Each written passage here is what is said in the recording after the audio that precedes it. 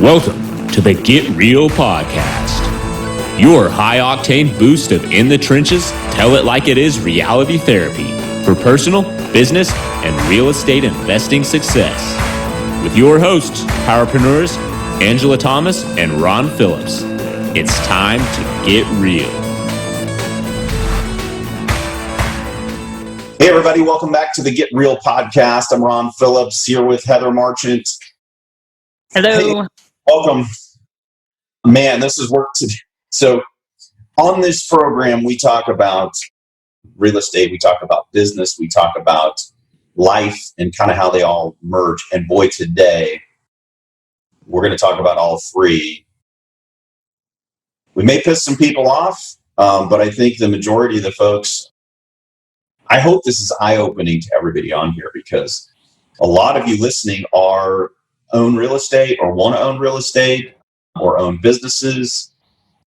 And what we're going to talk about today, this should concern everyone who is a capitalist and not a socialist. I'm just guessing, Heather, most of the people who listen to this show are not socialists. We may have a few. Yeah, I'm pretty sure we wouldn't attract socialists with our content. So Probably won't. But if you're listening, you're probably going to get pissed off today. I'm just going to warn you. That's likely going to happen. So get ready for that. So funny, last night I was in bed and I was reading Facebook, which is, by the way, not a good thing to do. right before bed. Right? For so many reasons, but not the least of which, you don't want to get pissed off right before bed. And Yes. doing that anyway, especially right now with all of this craziness going on with our politics. But a friend of both of ours and a client of ours posted an article, and I wasn't floored, because this doesn't really shock me coming out of California anymore. Nothing really shocks me coming out of California anymore. But this is over the top. And this article, there's 3 articles we're going to talk about today, but this basic concept is that, and there's a massive movement. So I think most people, hopefully this opens people's eyes to what's really going on. So there is a concerted national movement, but they're smart. They're not making a national play. They're doing it city by city. But this is well-funded, well-organized, and it is to take away private property rights through rent control and all kinds of other things, other regulations for landlords. But this one actually blew my mind. I mean, Heather, one of them, where do we live? Is this turning into freaking the Soviet Union or something? Yes. Not even like Russia today. This is like old 1980s style Soviet Union. Yeah. The stuff I read about as a kid that I thought would never happen on American soil. It's crazy. This is ludicrous. So, headline of this story that our mutual buddy posted: LA leaders weigh a new idea to halt rent hikes. Which, if you're a tenant sick of paying rent and having your rent increase, just out of the gate, you're going, yes. Yeah. This is exactly what should be happening, right? This is for me. Next, they force landlords to sell their buildings. Are you freaking kidding me right now? You're going to force landlords to sell their buildings. And the story just goes nuts. So there's this city councilman, Gil Cedillo, and his idea to keep rents low in his district is to force this landlord in Chinatown, so there's one particular building that they're talking about here, to sell his building to the city. With eminent domain. It's crazy. So this dude's agency, they oversee sidewalk repairs, street repaving, it's the Board of Public Works, right? So this committee wants to use eminent domain to take a 124-unit apartment building from this guy, Thomas Botts. Who's been towing the line and following the rent control laws for 30 years, right? So if you're spending all this time working to control your rents for 30 years and then say, okay, I'm ready to raise my rents, I've done what you've asked, and then to say, hey, you know what, we're just going to take your building. Remember that investment you made? Remember that deal we struck 30 years ago? Remember that? Where you ran all of your numbers and you thought, yeah, I'll go on this ride with you. I'll provide some low-income housing. And I'm going to do it all in the auspices that in 30 years, the building is mine. I will have paid for the whole thing. I'm out of your silly loan that you gave me. And the deal says I can raise my rents to market rent. It's my building, right? You can do whatever I want. Now, this is all over 59 units, too. So you're only supposed to keep 59 of the units affordable. Now he has the ability to raise his rents, and they're saying, "Oh no, wait a second. We don't think you should be able to do that now after 30 years." Well, one thing that is so strange to me is that they had this deal for 30 years and there was no plan to unravel it at the end, right? Because he's going to want to raise rents, and they said, well, homelessness, these people aren't going to be able to afford it. But where's the plan? For a 30-year plan, you should have had some kind of issue for gradually increasing rents the last few years or something. Well, and this Cedillo guy, he wasn't even around 30 years ago. So here comes new dude. Yeah.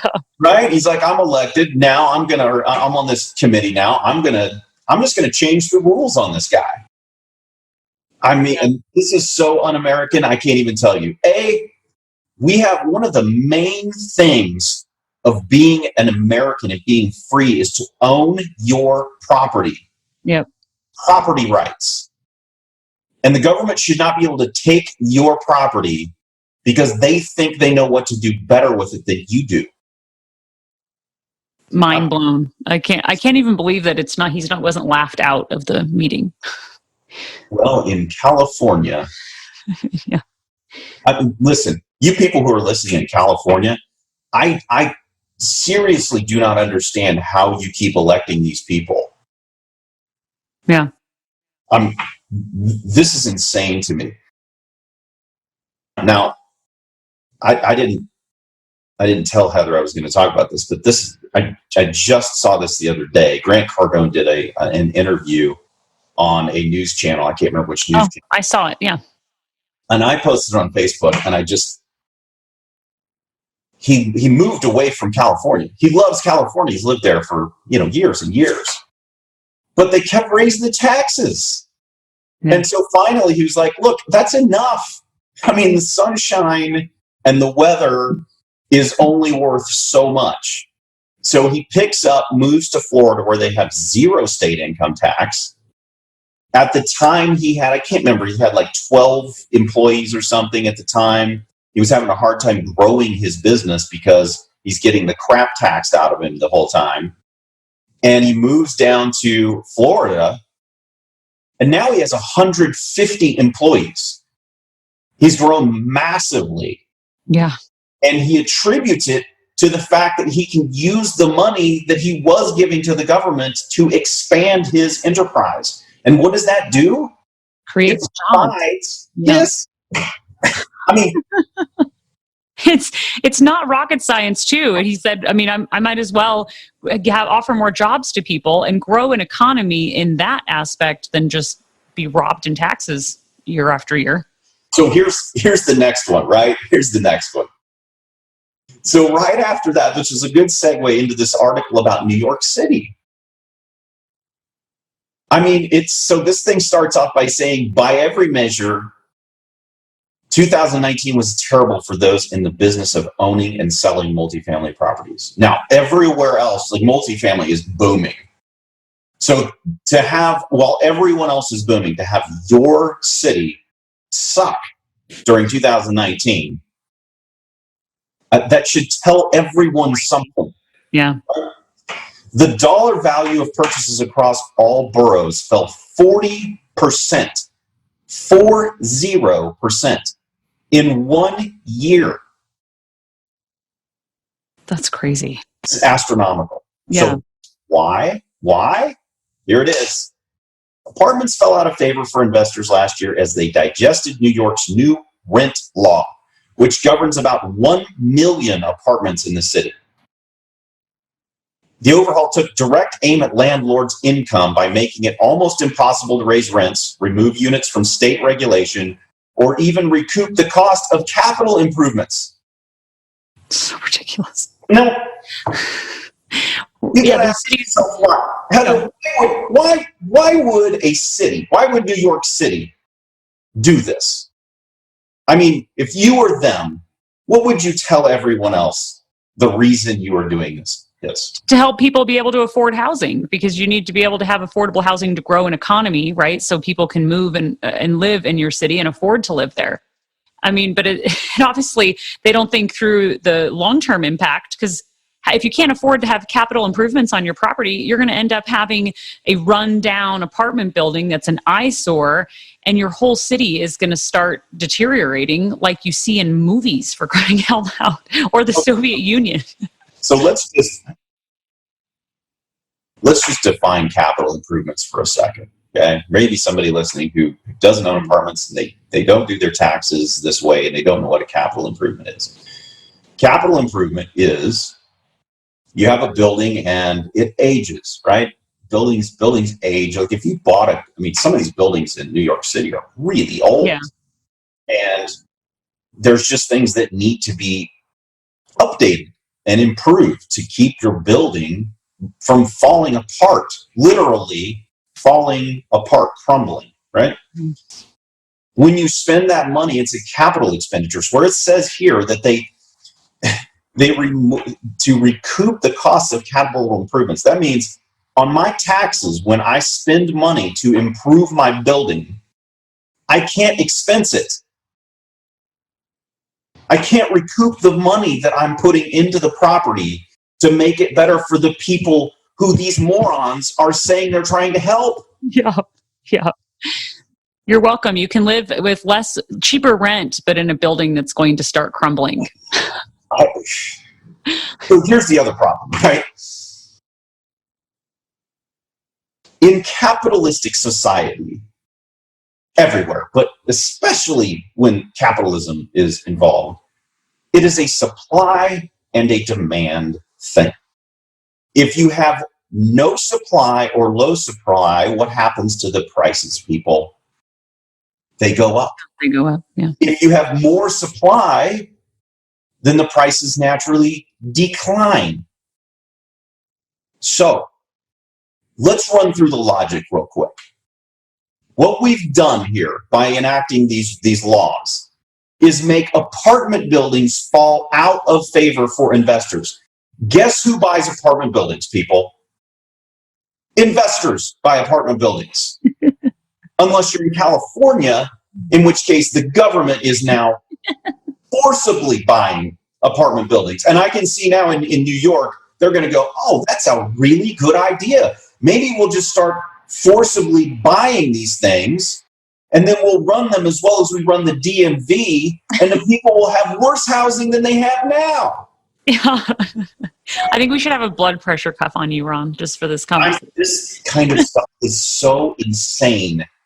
But you know what, Ron? It sounds good. That's the thing. For a politician to stand up in front of a microphone and explain how he's the hero in saving people money, then it just sounds better than being able to explain the logic behind. But eventually your building will deteriorate and all of that. It doesn't sound as sexy as the word we used the other day as to say, guess what? I just saved you money, right? I mean, as a politician, that's what you got to do. Stay elected.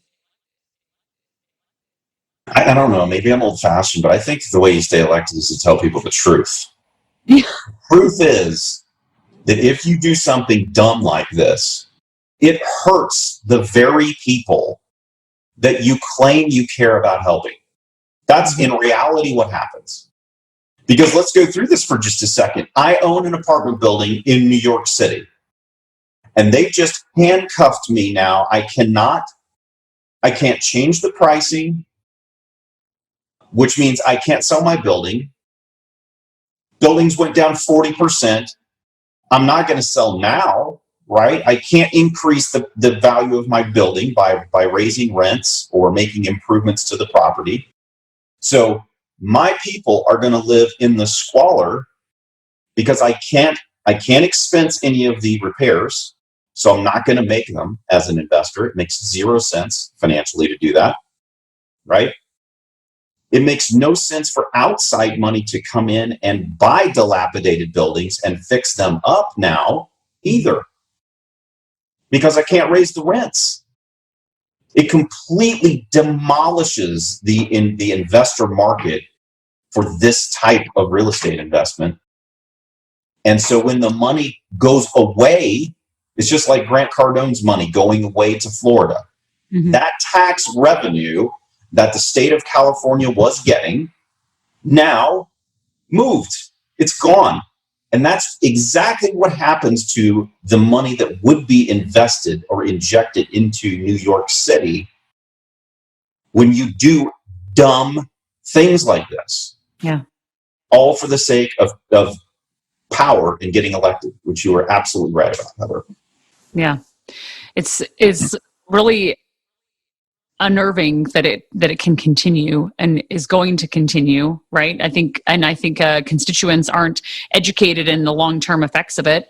They see the short-term. It's a short-term thing versus a long-term thing. In the first few years, maybe the capital expenditures won't be needed. Maybe 10 years, the investor can get by without making repairs, but eventually it's gonna hurt. And then there's going to be, oh, well, shoot, what are we going to do now? Go back and change a law. In both of these markets. So I think there's another thing that I think most people in the country, maybe most of the people listening to this say is, well, I'm just not going to invest in New York. I'm not going to invest in LA, and I'm probably not going to invest in Seattle. Those places are complete socialist, and I'm not going to invest there. This is a national movement. Mm-hmm. And you're not going to hear about what's happening in Indianapolis and in Cleveland and in Cincinnati and all over the Midwest and the South. This is a nationally run, very well funded and organized group or multiple groups who are going about making these changes in cities. And they're doing it because landlords are disorganized, right? We're not a big, in most of these marketplaces, we're not a strong group where we can actually go in and say, hey, wait a second, this is really what's going to happen. And they're ramming this stuff through, and supposedly it's good for everybody. That's not exactly what happens, because when you actually start doing rent control, you have those negative things that I already talked about. But if I own property and I can no longer rent it on the regular open market, well, then I'm just going to find another solution. And in some of these markets like New York and LA and other places, it may benefit me to knock the thing down and build something that I can rent. Office space, maybe. Mm-hmm. It may behoove me to start renting Airbnb, mm-hmm. or some other kind of non-controlled forms of accommodations, And how does that help anybody? Airbnb is more expensive. Yeah. Do we need more offices and condos? Who knows? Maybe I sell these owner finance to people, condo them out. And does that help people who can't buy? It doesn't. It reduces the supply again, which increases, folks, that increases the price. So what's the actual solution here? In these marketplaces where there's not enough property, what's the freaking solution? Yeah, it's not rocket science. You just need more property. I can tell you why. Heather, why are there not more units being built in Southern California and LA? Well, the laws. I mean, we don't have our investors invest there. It was to build something there. Yeah. It kind of perpetuates itself with all of the problems. It's just going to make it worse, not better. So with our clients, I'm always saying, like, the areas we have don't have, they are landlord friendly states is what we call it, So versus tenant friendly like this, where they're looking out for the tenants first and not the landlords. So if you're in one of those markets, which right now, most of the markets, unless you're in Chicago, most of the markets in the Midwest and South, and even along the East Coast, south of the, crazy areas, they're pretty friendly. mm-hmm. And even out in the West, some areas in the West are friendly as well. Yeah. But they won't be for long unless we all wake up. Man, we've got to wake up. We've got to come together and we've got to start fighting this stuff. And we have to get a little bit more vocal because the opposition side is incredibly vocal. And when they come to town, they're not making little signs with banners. These are professionally made signs. They picket. They do all of this stuff. It's being educated and paying attention to the local proposed laws to make sure that you're not missing out, especially on an area where you own property, but to prevent that from happening. So a friend of mine, and Caleb, you guys know Caleb because he's been on the program. Caleb and I bought a property here in Charleston, and the thing was a crap hole. I mean, it was horrible. These people were living in this place, and I walked through it. I'm like, I can't believe that people actually live this way. Yeah. Now, the rents in this, you can't find rents as low as this place was being rented in this area. Okay, you can't find it. Rents on these 2-bedroom units were between $250 a month and like $550 a month. What? You can't find anything in Charleston anywhere for those prices, right? Yeah. But there's a reason why they were charging those rents, because it was uninhabitable. Mm-hmm. If the city had actually come in, this city that cares, right? If they had actually come in and look at those units, I would assume they would condemn the place. That's crazy. It might not have been that, but for me, there's no way that I would feel comfortable owning a building like that and having people live there. But for me to want to go in there and buy that building, I have to inject hundreds of thousands of dollars into that building to make it so that it is a nice place and a safe place for people to live. There was junk all over the outside of the property. The dumpster was overflowing, and there was crap people had dumped all over the place. Beds and mattresses and all kinds of crap everywhere. So we bought it, and we go fixing this thing up, right? Complete new roof. We painted the exterior. We put in new HVACs and all new stuff. I mean, things look really, really nice. New flooring, new kitchens, granite countertops, all this stuff in this place that was a complete rundown trash hole. And we raised the rents to market rents. And guess what? Half the people stayed. Really? And why did they stay? This was nice. Where else are they going to go? Where else are they going to go? They were paying nearly nothing. They were living basically for free. They looked at what we were doing to the units, and they said, "Oh my gosh, I can get that for $750 to $800, and there's nowhere else I can go and get and actually get rent for this, but also get a nice place with upgraded everything now, and I could move like literally across the hall, and you guys will redo this unit and move somebody else in, and now we've gotten rid of the people who were making all of the mess and the nasty." And honestly, people, if I buy a building and someone is trashing it out and living like a subhuman, I don't really care where they go. I don't care until you learn how to treat property. I don't want you in my property. Yeah. I don't care what you pay in rent, but go learn how to actually take care of something. The people who stayed appreciate the fact that we increased the value of the property. They appreciate the fact that we actually renovated it and that it's now livable and that their kids don't have to live in squalor anymore. Yeah, no kidding. But if you take away the incentive for me to do that, by taking away the tax incentives for me to put in capital improvements and to be able to raise rents on a property like that, I will never buy it. Yeah. Why would you? Doesn't it wouldn't if you're not going to make a profit in the end. I was thinking as you shared that I used to run the books for my dad's real estate business in my early 20s, and I lived in an apartment building my father owned, and everyone knew eventually that my dad owned the building. I kept it quiet because everyone assumes they're making hand over fist, and that you know your parents are like just raking it in because they said, okay, well, you have, I think it was about 180-ish tenants.